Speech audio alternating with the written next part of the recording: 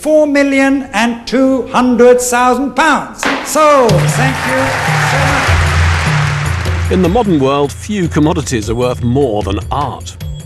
If the artist's name is right, works can fetch sums that truly make the mind boggle. $61 million. $62 million. But if you want to really understand the strange and scandalous affair between art and money, you have to look back 600 years. Last chance. So.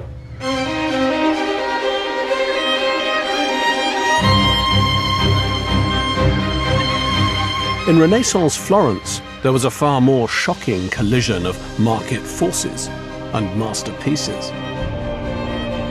The world's most beautiful art was created in the service of one rich and ruthless family, the Medici.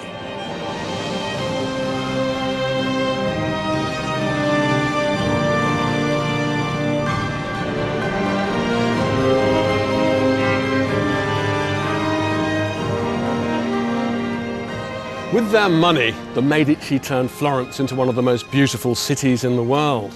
They were the first great modern art collectors.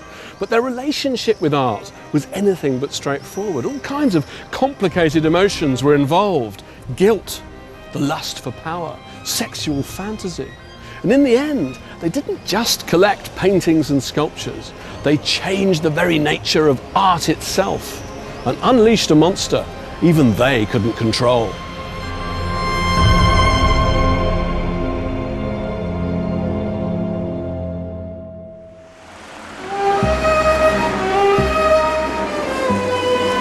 In Florence, it's impossible to escape from the Medici. Everywhere you look, you can see their coat of arms, made out of palle, or balls. It's as if they've trademarked the city for eternity.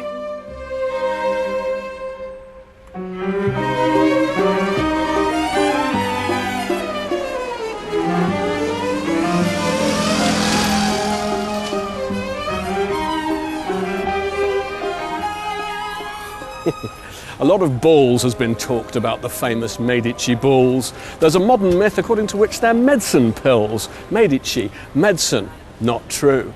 The Medici themselves like to pretend that they were descended from a valiant knight who performed heroic deeds and that these were the dents on his shield. Not true. What they actually symbolised right from the start was bezants, coins. They're tangible symbols of the fact that these were men who dealt in money.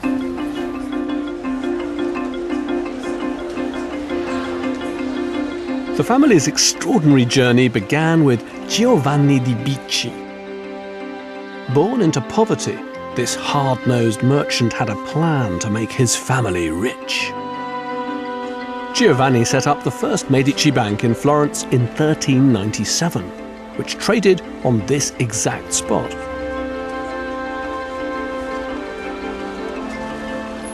Now, there was nothing discreet or well-mannered about the world of Renaissance banking. These were money traders who carried out their work in public, in the market.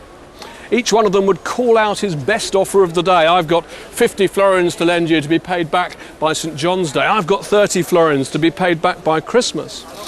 And each banker would work from his own table, set up in one of the aisles of the market.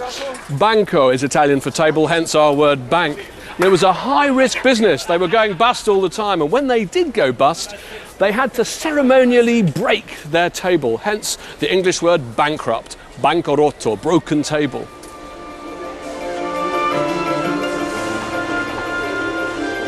The first Medici bank succeeded because it had rules, such as don't lend to royalty, they never pay you back. This was the birth of capitalism, and no family prospered more than the Medici.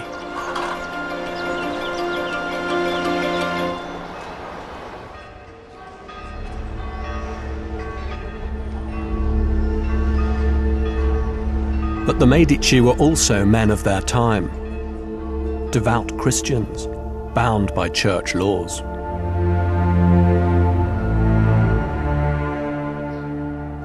The world of the afterlife, teeming with angels and demons, was every bit as real to the Medici imagination as the world in which they traded.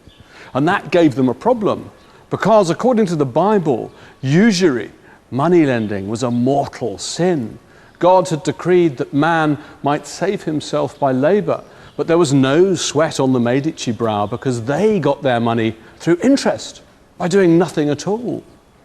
And as the riches piled up on the credit side of their ledger, they were terrified of what lay on the debit side, the threat of eternal damnation. The spectre of hell haunted all Florentines, including the celebrated poet Dante. In his Inferno, usurers were depicted in the depths of hell. Why was usury such an evil business to be in? The usurer, in the fullest sense of the term, goes to hell. He goes to hell because usury offends against the goodness of God. Dante says that the usurer sells nothing. He lends money and expects to be paid more back than what he loaned, but he hasn't given anything for this profit. He is selling nothing. And when Dante describes the punishment of the usurers in hell, he says that they sit in the seventh circle and their hands are continually moving. They can't keep their hands still. And that is because in their lives they did nothing with their hands.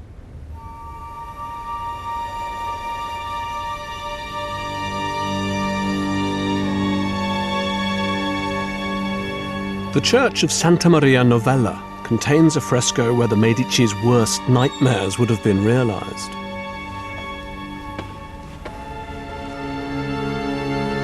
This is the Strozzi Chapel, painted in the 1350s by an artist called Nardo di Cione to give Florentines a glimpse of the afterlife.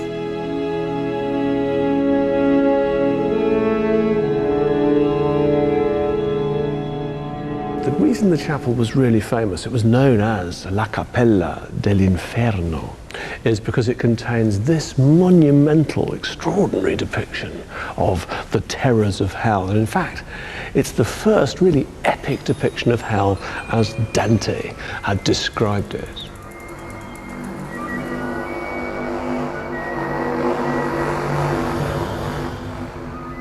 There's one scene in particular that would have struck terror into the heart of a Medici. It's the seventh circle of hell, presided over by an evil-looking winged demon called Geryon, in which were placed blasphemers, sodomites, and moneylenders.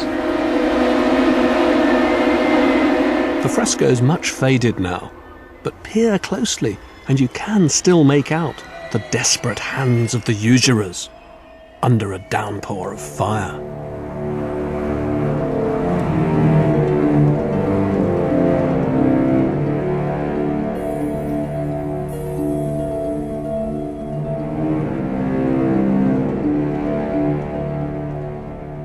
But it wasn't all doom and gloom, because this chapel's also a vivid demonstration that there was a get-out clause for Renaissance moneylenders. According to church doctrine, you could buy your way out of hell. You could purchase salvation by sponsoring a great work of art and architecture such as this. And it was indeed paid for by a moneylender, a man called Tommaso Strozzi. There he is with his wife, and the artist's been careful to paint him being led by an angel towards the congregation of the blessed.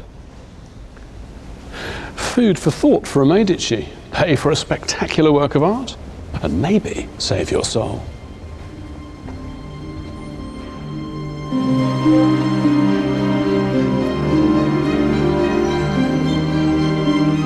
Bankers were accused of splintering society because they created debt and greed and division. All the more reason to give to the church, the place where people were brought together. And in Florence, there was no more communal building than the baptistry, where every single citizen, rich or poor, was christened. In 1401, a great pair of bronze doors was commissioned to the glory of God.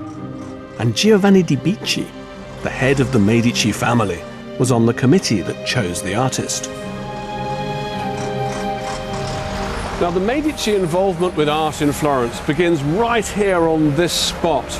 And the artist whom Giovanni de' Bicci and his fellow committee members chose to create this great work was